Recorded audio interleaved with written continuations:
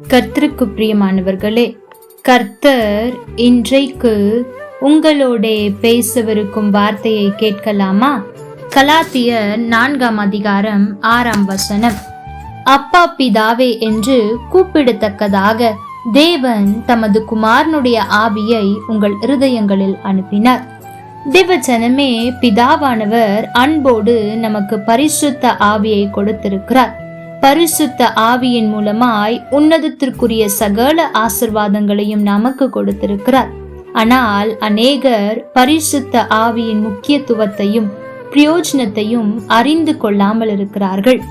ஒரு முறை தாவரவியல் நிபுணர் ஒருவர் மிக அருமையான ஒரு மாம்பழ ரகத்தை கண்டுபிடித்தார். அந்த ரகத்தை சேர்ந்த 2 செடிகளை 2 பேருக்கு அன்போடு பரிசளித்தாள். அதில் ஒருவர் இந்த செடியை நட்டு உரமிட்டு தண்ணீர் பாய்ச்சி கண்ணும் கருத்துமாய் கவனித்ததினால் அந்த செடி வளர்ந்து மரமாகி கனிகளை 1000கணக்கில் கொடுத்தது. ஆனால் அடுத்தவரோ அந்த மரத்தின் விசேஷத்தை அறிந்து கொள்ளாமல் ஏனோ தானோ என்று ஒரு இடத்தில் செடியை நட்டு வைத்திருந்தார். சரியாக கவனிக்கவில்லை. நாளடைவில் அந்த செடி பட்டு போயிற்று. அதை பார்த்ததும் அந்த தாவரவியல் நிபுணர் துக்கமடைந்தார். தேவ ஜனமே, கர்த்தர் கூட விலையேற பெற்ற பரிசுத்த ஆவியை உங்களுக்கு தந்திருக்கிறார். ஆனால் இந்த பரிசுத்த ஆவியை கொண்டு நீங்கள் என்ன செய்கிறீர்கள் என்று சற்று சிந்தித்து பாருங்கள். பரிசுத்த ஆவியானவரின் முழு பலனையும் நீங்கள் அனுபவிக்கிறீர்களா? அல்லது ஆவியானவரை ஏனோ தானோ என்று அசட்டை பண்ணி விடுகிறீர்களா? இயேசு கிறிஸ்துவினுடைய வாழ்க்கையை கவனித்து பாருங்கள்.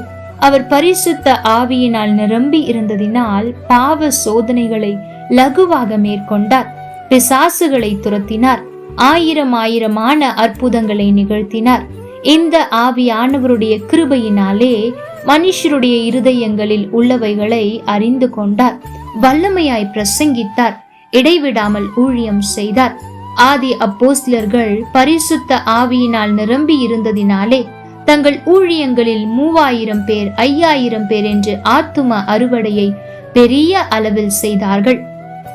இயேசுவே இரட்சகர் என்று நிரூபித்தார்கள். அற்புதங்களினாலும் அடையாளங்களினாலும் புற ஜாதியாரை வேத வசனத்திற்கு கீழ்ப்படிய பண்ணினார்கள். தேவ ஜனமே, இன்று நீங்கள் அதே ஆவியானவரை பெற்றிருக்கிறீர்கள். ஆனால் ஆவியானவரை நீங்கள் எவ்விதமாய் செயல்படுத்துகிறீர்கள்? சிலர் தங்களுடைய சரீரத்தினாலும் தங்களுடைய ஆவியினாலும் தேவனை மகிமைப்படுத்த மறந்து போனார்கள். சிலர் ஆவியை அவித்து போட்டார்கள். சிலர் பரிசுத்த ஆவியானவரை துக்கப்படுத்தினார்கள். சிலர் தங்களுடைய சரீரம் ஆவியானவர் தங்கி இருக்கிற ஆலயம் என்பதை உணராமல் போனார்கள். சிலர் ஆவியானவர் தங்களை வழிநடத்த ஒப்பு கொடுக்கவில்லை. தேவ ஜனமே, கர்த்தர் உங்களுக்கு கொடுத்த ஆவியின் வல்லமைகளையும் கிருபைகளையும் விலை மதிப்பையும் உணர்ந்து நடக்க வேண்டும் என்று ஆண்டவர் இன்றைக்கு உங்களோடு கூட பேசிக் கொண்டிருக்கிறார். தேவ ஜனமே, ஆவியினால் நிரம்பி சங்கீதங்களினாலும் கீர்த்தனைகளினாலும் கர்த்தரை பாடி கீர்த்தனம் பண்ணுங்கள். தேவ பிள்ளைகளே, ஆவியானவரின் முக்கியத்துவத்தை அறிந்தவர்களாய் செயல்படுங்கள். ஒரு நாளும் ஆவியானவரை அசட்டை செய்து விடாதிருங்கள். ஒவ்வொரு நாளும் பரிசுத்த ஆவியின் அபிஷேகத்தில் நிறைந்து உங்களுடைய வாழ்க்கையை நடத்தி பாருங்கள். பாவத்தை நீங்கள் மேற்கொள்ள வேண்டும் என்று பிரயாசப்பட வேண்டாம். எளிதால் நீங்கள் பாவத்தை மேற்கொள்ள முடியும். எப்பொழுது தெரியுமா? பரிசுத்த ஆவியின் அபிஷேகத்தில் நிறைந்தவர்களாயிருக்கும் போது.